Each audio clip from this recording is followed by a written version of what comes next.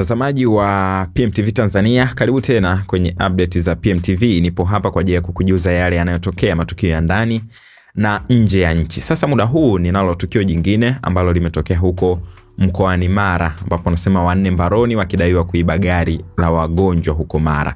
Sasa polisi mkoa wa Mara inawashikilia watu wanne kwa tuhuma za kuiba gari la wagonjwa, yani ambulance, kisha kuibadilisha na kuwa gari la biashara ya kubeba watalii. Watuhumiwa hao wakazi wa Tarime mkoani Mara na jijini Arusha wanatuhumiwa kuiba gari hilo mali ya halmashauri ya manispaa ya Musoma mkoani Mara iliyokuwa ikitoa huduma hospitali ya manispaa hiyo.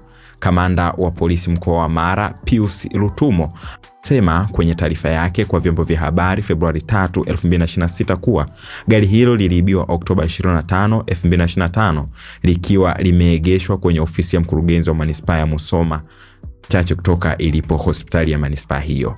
Nikinukuu hapa nasema, baada ya kupata taarifa tulianza uchunguzi na upelelezi, na katika uchunguzi wetu tulikamata watu wengi wakiwamo watumishi wa serikali, lakini baada ya uchunguzi tumebaini kuwa wahusika ni hawa wanne tuliobaki nao.